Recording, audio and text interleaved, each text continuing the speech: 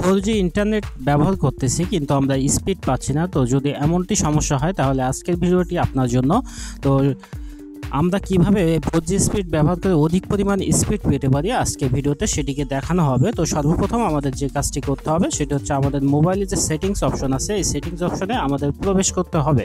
দেখুন আমার মোবাইলে এই যে সেটিংস, এই সেটিংসে আমি এখন প্রবেশ করব। সেটিংস অপশনে যাওয়ার পরে এই যে সিম কার্ড, এই সিম কার্ডে আমাদের একটি প্রবেশ করতে হবে। সিম কার্ডে প্রবেশ করার পরে যে সিমটা আমাদের ডাটা কানেকশন দেওয়া আছে এই সিমটা আমাদের সিলেক্ট করতে হবে। তো এখানে আমি এই সিমটা সিলেক্ট করে দিলাম। এই সিমটা সিলেক্ট করার পরে এখানে দেখুন অ্যাক্সেস পয়েন্ট নেম, এই অ্যাক্সেস পয়েন্ট নেমে আমরা একটি ক্লিক করব।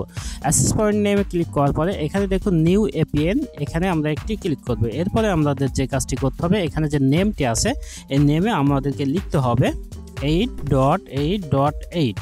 এরপরে আমাদের এখান থেকে এটিকে সেভ দিয়ে দিতে হবে। এরপরে এপিএনে গিয়ে আমাদের এখানে লিখতে হবে 8.8.8.4 স্পেস জি।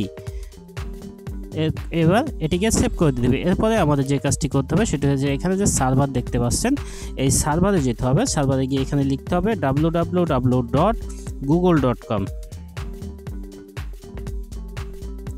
এরপর আমাদের এটিকে সেভ দিয়ে দিতে হবে। দেওয়ার পরে আমাদের যে কাজটি করতে হবে আমাদের এখানে যে ব্যাগে যাওয়ার যে অপশনটি আছে আমরা এখান থেকে ব্যাগে চলে যাব এবং এখানে ওকে করে দেবো। দেওয়ার পরে এখানে দেখুন আমাদের বিএল ওয়েব, এখানে এটি সিলেক্ট করা ছিল, এটি বাদ দিয়ে আমরা এখন এটিকে সিলেক্ট করে দেবো।